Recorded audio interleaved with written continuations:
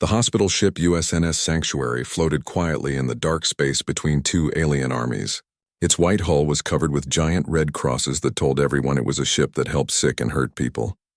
Captain Helen Morrison stood on the bridge watching small shuttlecrafts move back and forth. They were bringing wounded soldiers from both sides of the war to her ship. The Calrix and the Voran had been fighting each other for months, and the humans were helping anyone who needed a doctor. Inside the medical rooms, Dr. Paul Henderson was working hard. He had just finished sewing up a bad cut on a Calrix soldier's chest.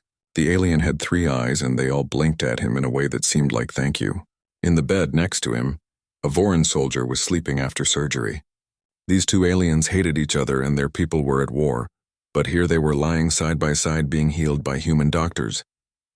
It was something that seemed impossible just a few years ago before Earth joined the space community. Lieutenant Commander Lisa Chen sat at her computer watching the radar screens. She could see 12 Calrix warships floating near the hospital ship. The aliens had promised to let the sanctuary work without being attacked. There were old laws in space that said medical ships should be left alone, even during wars. The humans believed the Calrix would follow these laws. They were very wrong about that. Chief Medical Officer Daniel Brooks walked through the halls checking on patients.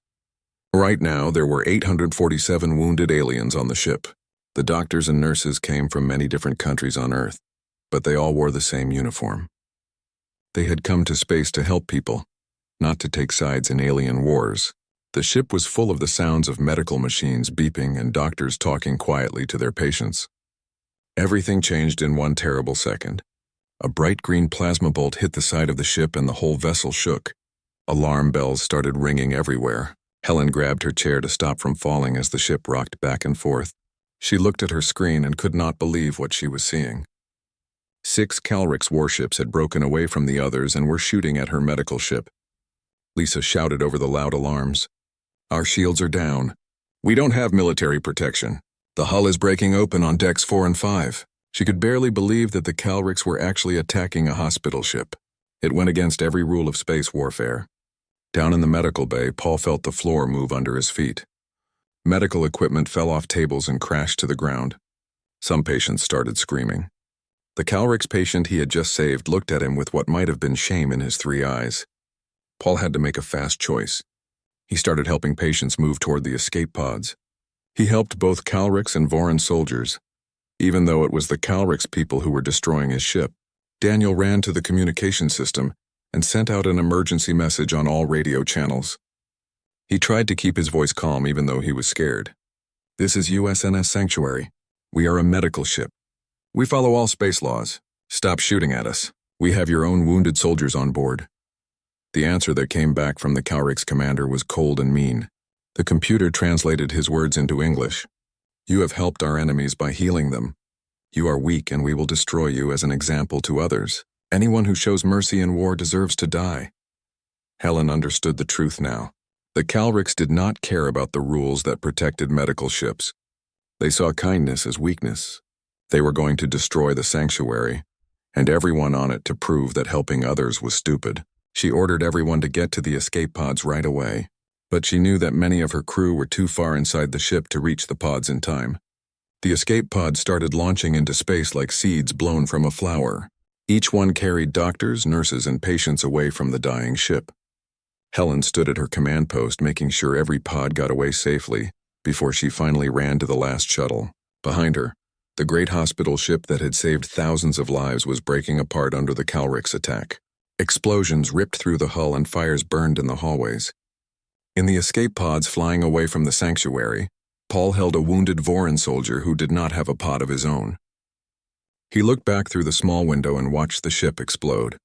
Lisa was in another pod and she was recording everything that was happening. She sent the video of the attack to every human base she could reach. Daniel sat in his pod with 3 injured nurses and 2 Calrix patients who looked confused about why the humans had saved them. The Calrix warships had made a terrible mistake, but they did not know it yet. They thought that because humans were kind and helped others, they must be weak. They had attacked doctors and nurses and expected nothing bad to happen. They had killed people whose only job was to heal the sick. The Calrix had never asked themselves an important question. What kind of people would send hospital ships into the middle of wars in the first place? What kind of species had both the courage to help enemies and the strength to survive in space? The Calrics were about to learn something about humans that would terrify them. They were going to discover that Earth's ability to show mercy and compassion was matched by an equal ability for righteous anger. Humans did not just send hospital ships into space because they were weak. They sent them because they believed all life had value. And when someone attacked those beliefs, when someone killed healers and destroyed medical ships, humanity would respond with all the fury that thousands of years of warfare had taught them. The escape pods drifted in space, broadcasting emergency signals. Inside them, the survivors held each other and cried for their friends who had died. They had come to space to save lives, and they had been punished for it. But help was coming. Back on Earth and Mars and the Moon, people were seeing the video of the attack. They were watching the sanctuary explode, and they were getting very angry. The Calrics thought they had won by destroying one hospital ship. They did not understand they had just started a war with a species that never forgot and never forgave when innocents were hurt. Admiral Frank Hayes watched the video in the command center of Earth's big space station that orbited the planet. His face got darker and angrier with every second of the footage. Around him, other officers stood completely silent as they watched the Calrics warships destroy the sanctuary. The video showed it happened 6 hours ago. 6 hours ago, those people were alive and trying to help others. Now many of them were dead. Frank spoke quietly, but his voice was hard like iron. Get me the Security Council. Get me the Joint Chiefs. And get me the President. Everyone in the room started moving fast. They had never heard the Admiral sound like this before. They knew something big was about to happen. On Mars Colony, Commander Gregory Pierce watched the same video with his fleet commanders. He had 13 warships near Jupiter doing practice exercises. Now those exercises were over. Gregory's jaw was tight with anger. Some of his own family members worked on the sanctuary. He did not know yet if they were alive or dead. His hands made fists as he watched the medical ship explode. President Janet Sullivan spoke to the whole world from the White House. Her words were broadcast to every human, settlement from Earth to the farthest colonies. We reached out our hand in friendship to the galaxy. We offered to heal anyone who was hurt without asking which side they were on. Today that offer was answered with murder. The Calrics killed unarmed doctors and nurses. They have committed an act of war against humanity. They will answer for what they have done. In the Lunar Military Academy on the Moon, young officer students watched their teachers change right in front of them. Captain Richard Coleman had spent the morning teaching about how to fight fairly and not use too much force. Now he stood in front of war maps showing where the Calrics planets were. His voice was cold when he spoke. Everything we taught you about holding back still matters. But understand this. There is a difference between holding back and being weak. We are about to show the galaxy that difference. Vice Admiral Karen Foster commanded the Fifth Fleet from her flagship called the UNS Valiant. She had always argued that humanity should not build too many warships. She thought they should spend money on exploring space and making friends with aliens instead. Now she knew she had been wrong. Her fleet started getting ready for war immediately. She sent a message to every captain in her fleet. We protect those who cannot protect themselves. We defend the doctors and nurses, and we will make sure that no one ever attacks our healers again without paying a terrible price. The response from Earth was bigger than anything in history. Every military ship was called back to duty. Soldiers who had retired were asked to come back. The shipyards where they built spaceships on Earth, the Moon, Mars, and Europa started working day and night. Humanity had 12 full battle fleets with hundreds of ships. Every single one of them got orders to get ready for war. General Carl Bennett worked on the planning from Central Command. He had to organize the biggest military movement in human history. 37,000 people were getting into position. 462 warships, from small destroyers to huge carriers, started planning their routes to Calric space. Carl made sure every ship had enough ammunition, fuel, and food for a long war. The supply lines stretched across all human territory. Ambassador Lucas Wright stood in front of the Galactic Council. These were the leaders of all the different alien species. His diplomatic papers did not mean much now. The other aliens watched nervously as he gave humanity's final warning. The Calrics have 72 hours to surrender the commanders who ordered the attack on the sanctuary. They must pay money to the families of those who died, and they must stand trial for their war crimes. If they refuse, we will take military action. The Calrics ambassador laughed. It was a harsh sound that the translation computer made sound like he was making fun of humanity. Your tiny species threatens the great Calric's dominion? We have conquered 40 star systems. We have fleets so big they block out the stars. What can you possibly do to us? He seemed to think humans were a joke. Lucas allowed himself a small, cold smile. I suppose you're about to find out. Back on the space station, Frank watched his computer screen showing where all the human ships were going. Every warship humanity had was moving into fighting formation. The Calrics controlled 6 star systems nearby and had about 300 military ships. On paper, they had more ships than humanity. But Frank had looked at Earth's weapons and he knew something the Calrics did not know. Humanity had learned how to fight wars in the hardest way possible. They had been fighting each other for thousands of years. Every weapon they took into space was built from that terrible knowledge. The Calrics had fought with honor and tradition. They had rules about fair fighting. Humanity had given up on fair fighting a long time ago. They only cared about winning. The 72-hour deadline started counting down. The Calrics did not respond to the warning. They did not surrender anyone. They did not offer to pay money. Instead, they moved their fleets into defensive positions around their main planets. They were confident they would win because they had more ships. They sent messages to the species they had conquered, telling them that they would teach the humans a lesson about power. The Calrics still did not understand who they were dealing with. They thought humans were weak because they built hospital ships. They thought compassion meant cowardice. They had attacked healers and expected no punishment. In 72 hours, they would learn the truth. Humanity's doctors and nurses went into war zones not because humans were weak, but because they were strong enough to protect their healers. And when someone killed those healers, humanity would come with a fury that the galaxy had never seen. The clock kept counting down. Human warships moved through space toward Calric's territory. Soldiers checked their weapons. Pilots climbed into their fighters. Doctors on the remaining hospital ships got ready to treat the wounded from both sides, because that was who humans were. They would go to war to avenge their dead healers, but they would still heal the enemy wounded when the battle was over. The galaxy was about to learn that humanity was more complicated and more dangerous than anyone had imagined. The first fleet came out of faster-than-light travel at the edge of the Calric system they called Target Alpha. Admiral Frank Hayes stood on the bridge of the UNS Washington, which was humanity's biggest battlecruiser. He looked at the enemy formation ahead. 70 Calric's warships hung in space. Their ships were sleek and beautiful, designed over centuries of fighting wars the traditional way. Frank spoke to all his ships through the radio. All ships, this is Admiral Hayes. Only shoot at military targets. Do not harm any civilian stations or transport ships.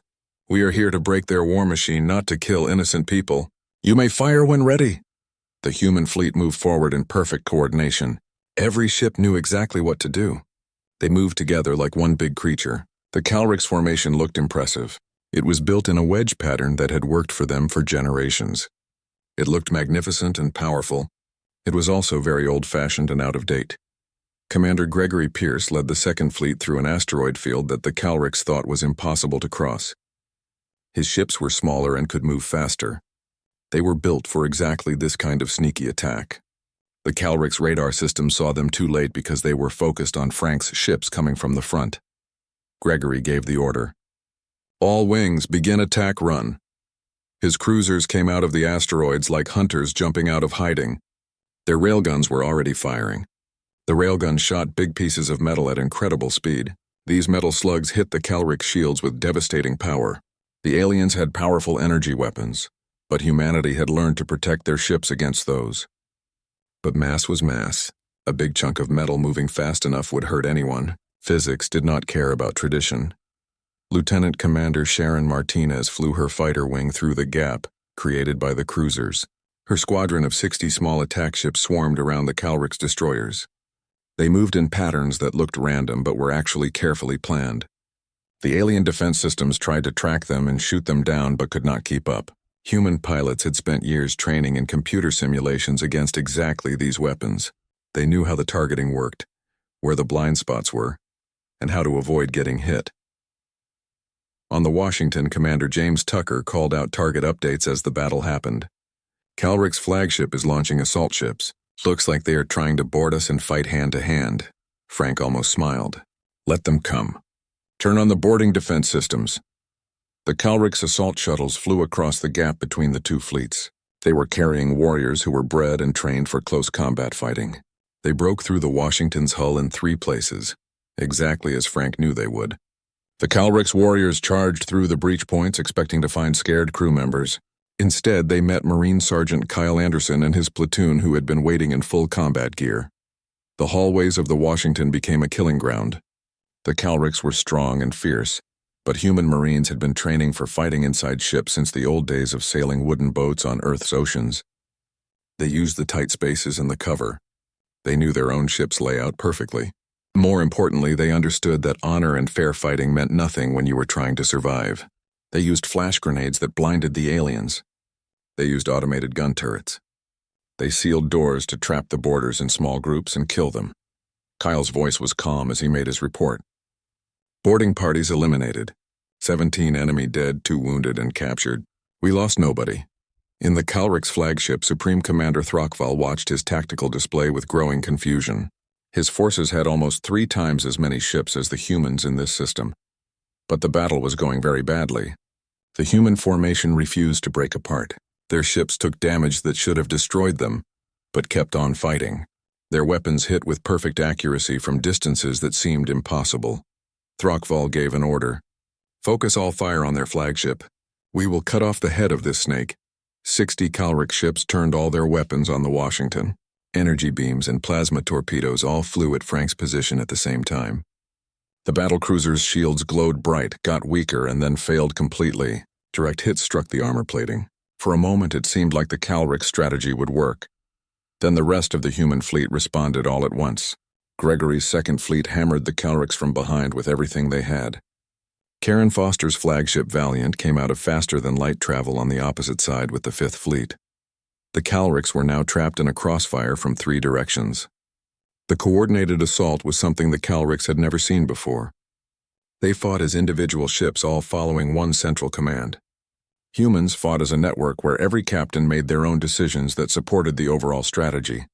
Frank transmitted to all ships. His voice was steady even though damage reports were flooding his console. All ships, this is Hayes. Execute Protocol Hammer. What happened next would be studied in military schools for generations. Every human ship fired every weapon they had at the exact same moment. It created a wall of death that crossed the battlefield in a devastating wave. Railgun slugs, missiles, laser beams, and particle weapons struck the Calrix formation as one giant attack. Shields collapsed. Hulls broke open. Ships went dark as their reactors failed. Throckval stared at his display as 23 of his ships were destroyed or crippled in 30 seconds. The humans had been holding back their full power. They had taken damage and appeared weaker than they really were. This drew the Calrix into a trap. It was the kind of tactical deception that Calrix honor would never allow them to use. It was also devastatingly effective and smart. Throckval tried to order a retreat, but a railgun slug the size of a car punched through his flagship's bridge and killed him. The battle for Target Alpha lasted 6 more hours, but the outcome was decided in that moment of the coordinated attack. When the last Calrix ship jumped to faster-than-light speed and ran away from the system, 41 of their vessels were left behind as floating debris. Humanity had lost 3 destroyers and 17 other ships were damaged. But not a single human vessel was destroyed so badly it could not be repaired. Frank stood on his damaged bridge reading the casualty reports. 214 humans had died, 600 were wounded. The numbers felt heavier now than they had during the fighting. Every one of those people had families. Every one of them had dreams. But they had achieved their objective. The Calrix First Defense Fleet no longer existed. Frank spoke quietly to his communication officer. Get me the other fleet commanders. And someone find those escape pods from the sanctuary. We are bringing our people home. News of the Target Alpha battle reached Earth within hours. The Calrix response was immediate and angry. They declared total war against humanity.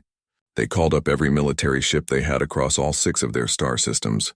They sent messages to the species they had conquered, demanding they send ships and soldiers to help crush the human threat. Most of these species agreed, though some did not want to. Many of them remembered receiving medical help from human hospital ships in the past and did not want to fight against the humans. Admiral Frank Hayes coordinated the overall war strategy from the Washington, which was now holding position in the captured system. The 3rd and 4th fleets were already fighting Calrix forces at Target Beta and Target Gamma. Reports came in every hour, and each one confirmed what Frank had suspected. Human tactics were simply more evolved and better thought out than anything the Calrix used. At Target Beta, Vice Admiral Karen Foster faced a fortified Calrix position around a major shipyard where they built new warships. The enemy had learned from what happened at Target Alpha. They refused to leave their defensive positions. Karen studied the layout and made a decision that would shock the Calrix sense of fair combat and honor. She gave an unusual order. Prepare the asteroid packages. Commander Brian Wells oversaw the operation from the munitions ship UNS Forge.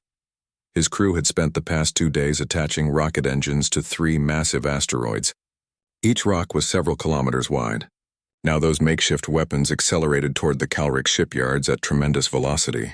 The Calrix fired everything they had at the asteroids, but the rocks were too big and moving too fast to stop. When they struck the defensive platforms, the kinetic energy released was like nuclear bombs going off. The Calrix fleet scattered in panic from the devastation, abandoning their careful formation. Karen's fleet was waiting for them. The battle became a series of one-sided fights as human ships picked off confused and disorganized enemy vessels one by one. By the end of the day, the Calrix shipyard was completely gone, and their defending fleet was destroyed. At Target Gamma, Rear Admiral Scott Murphy took a completely different approach. His 4th Fleet never fired a single shot. Instead, they deployed a network of communication jammers and sensor disruptors that made the Calrix forces completely blind. The enemy ships drifted helplessly, unable to coordinate with each other or even know where their allies were. Lieutenant Emily Watson commanded one of the electronic warfare ships. Her fingers moved quickly across the controls as she and her team broke into the Calrix computer systems. The aliens had never encountered cyber warfare on this scale. Their computer networks were secure by their own standards, but human hackers had centuries of experience breaking into systems that were supposed to be unbreakable. Humans had been hacking each other's computers since computers were invented. Emily made her report. We are inside their command network, feeding them false sensor data now. The Calrix commander at Target Gamma watched his tactical display show human ships all around his fleet, surrounding them from every direction. In reality, Scott's ships were safely out of weapons range. The Calrix panicked and began firing at ghost images, wasting ammunition on targets that did not exist. When they finally realized the deception and tried to retreat, they found their faster-than-light drives were locked down by human computer viruses. Scott transmitted a message. Attention, Calrix vessels. You are disabled and surrounded. Surrender your ships and you will be treated as prisoners of war according to space law. Refuse and we will destroy you where you sit. You have 10 minutes to decide. 23 Calrix ships surrendered. It was the first time in their entire civilization's history that they had done so. The cultural shame was profound and deep, but survival instinct proved stronger than tradition. Back at Earth, President Janet Sullivan met with her cabinet to discuss the humanitarian situation. The war was going better than expected from a military perspective, but there were complications with the prisoners. Secretary of Defense William Grant gave his report. We have rescued 3,847 Calrix prisoners so far. Most are wounded. Some are refusing medical treatment because of fear or shame. Janet's order was firm. Treat them anyway. Make sure every species in the galaxy knows that we care for prisoners of war, better than the Calrix cared for patients in a hospital ship. Send medical teams to every captured vessel. Dr. Paul Henderson, who had survived the sanctuary attack, volunteered to lead one of these medical teams. He boarded a captured Calrix cruiser to find wounded aliens lying in their own blood. Their comrades had run away without trying to save them. Paul and his team spent 18 hours doing emergency surgeries, saving lives that the Calrix had abandoned. One of the wounded warriors, a young officer named Crixtal, stared at Paul with his 3 eyes. The translation device put his confusion into English. Why do you heal me? I would have killed you in battle. Paul finished wrapping bandages around the alien's wounds and looked him in the eye. Because that is what we do. That is who we are. Maybe someday your people will understand that mercy is not weakness. The military campaign continued across all 6 Calrix systems at the same time. The 6th and 7th Fleets engaged the Calrix home fleet defending their capital world. General Carl Bennett coordinated supply lines that now stretched across multiple star systems, making sure every human ship had the fuel, ammunition, and supplies to keep fighting. Captain Richard Coleman led a special operations mission to rescue captured human civilians from a Calrix prison station. His team broke into the facility, overwhelmed the guards, and got out 94 humans who had been taken from frontier colonies. Richard expected to find them broken and hurt. Instead, he found them organizing, planning, and preparing their own escape attempt. Even in captivity, humans refused to give up. The turning point came at Target Delta, the most heavily defended Calrix system. Commander Gregory Pierce faced a fleet of over 100 enemy ships, including their experimental dreadnought. This was a vessel twice the size of the Washington. The Calrix commander, High Admiral Vorstan, was confident this would be where humanity's advance finally stopped. Gregory studied the tactical situation and realized he could not win a direct fight. The dreadnought alone could devastate his fleet, so he changed the rules entirely. He gave an order that seemed like retreat. All ships, continuous retreat pattern Alpha 9. Make them chase us. The human fleet turned and ran, jumping to faster than light speed the moment they were clear of the system's gravity. Vorstan's fleet pursued exactly as Gregory had planned. He led them on a chase through 3 different systems, always staying just ahead. Occasionally, his ships would stop to exchange fire before running again. The Calrix admiral grew more aggressive and more frustrated. His fleet spread out as faster ships pulled ahead of slower ones. After 6 days of this chase, Gregory had the Calrix fleet exactly where he wanted them. They were scattered across a debris field from an ancient stellar collision. Their tight formation was completely broken. Ships were separated from each other by thousands of kilometers. Then the 1st, 5th, and 8th Fleets came out of faster than light travel on all sides. They had been positioning themselves while Gregory led the enemy on their chase. The trap closed like a fist. Vorstan realized his mistake too late. His mighty fleet was fragmented and surrounded. His tactical advantage from having more ships was completely negated. The human fleets moved in perfect coordination. Their ships moved through the debris field with practiced ease while the Calrix struggled to navigate around the obstacles. The battle was brutal and violent, but the outcome was never in doubt. When it ended, the Calrix dreadnought was a gutted wreck, and High Admiral Vorstan was among the dead. 5 of 6 Calrix systems were now under human control. Only their capital system remained, and its defending fleet was weak from sending ships to reinforce the other systems. The war had lasted 3 weeks. The Calrix Dominion, which had stood for 2 centuries, was falling apart. The Calrix home system of Calthor Prime waited in grim silence as the combined human fleet approached. Every warship the Dominion still had was called back to defend the capital world. Supreme Leader Thalvek stood in the orbital command center, watching sensors track 60 human vessels coming closer. His military was shattered across 5 systems, but he would make humanity pay in blood for every meter they advanced toward his homeworld. Admiral Frank Hayes led the final assault from the Washington. His bridge crew worked with the exhausted efficiency of veterans who had been fighting for 3 weeks straight. The other fleet commanders appeared on his communication screen. Karen Foster, Gregory Pierce, Scott Murphy, and 7 others. They all looked tired. Dark circles under their eyes. Uniforms that had not been changed in days. None of them looked ready to stop until the job was finished. Frank requested final status checks. All commanders report in. One by one, his commanders reported. Ammunition levels were adequate. Ship damage was manageable. They could be repaired. Crew morale was high despite the fatigue and the losses they had suffered. They had the strength to finish this war. Frank spoke quietly but firmly. Remember, military targets only. Their civilians are not our enemy. We are here to end this war, not to kill a whole species. The Calrix fired first, as humanity knew they would. Orbital defense platforms around their planet lit up space with energy weapons. The Calrix home fleet, still numbering 47 ships, charged forward in a desperate assault. They knew they were defending their families, their culture, their entire civilization. They fought with the courage of people who have nothing left to lose and everything to protect. Commander Sharon Martinez led her fighter wings through the opening attacks. Her pilots executed maneuvers they had performed 100 times in the past 3 weeks. But this time was different. This time, the Calrix pilots fought with something beyond skill or training. They fought with desperation, with fury, with the knowledge that if they failed, their families on the planet below would be at humanity's mercy. Sharon reported back with concern in her voice. They are fighting harder than before, more aggressive, more willing to sacrifice themselves. She watched 3 of her fighters take damage from Calric's interceptors that refused to break off even when they were clearly losing and about to die. Lieutenant Commander Lisa Chen now served as tactical coordinator on the Washington after surviving the Sanctuary attack. She had been pushing for maximum aggression throughout the war. She wanted overwhelming force to break the enemy quickly, but as she watched the Calrics die defending their homes, something inside her changed. These were not soldiers attacking a hospital ship anymore. These were parents and children fighting for their world. Lisa spoke quietly to the Admiral. Admiral, request permission to broadcast on all channels. Frank nodded his approval. Lisa took a deep breath and began speaking. Her words were translated into Calric's language by the ship's computer.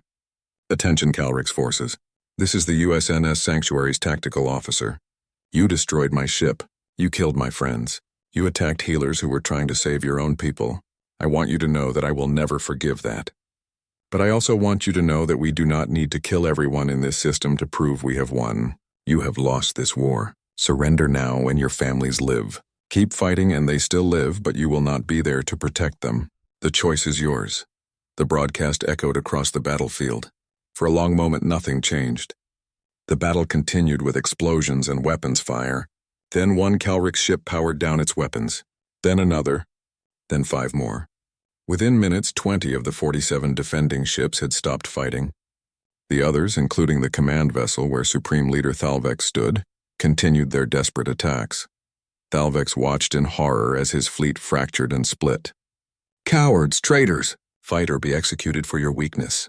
Captain Kyle Anderson, now commanding his own cruiser after his heroic actions at Target Alpha, suggested a tactical solution. Admiral, the ships still fighting are mostly concentrated around their leader. If we eliminate him with a precision strike, the rest might surrender. Frank considered this carefully. A single missile strike could end the battle in minutes. Kill Thalvex and the Calric's resistance would crumble like a house of cards. It was the smart tactical solution. It was the efficient solution. It was the kind of ruthless thinking that had won humanity this war in just 3 weeks. It was also exactly what the Calrics would do in this situation. Frank made his decision.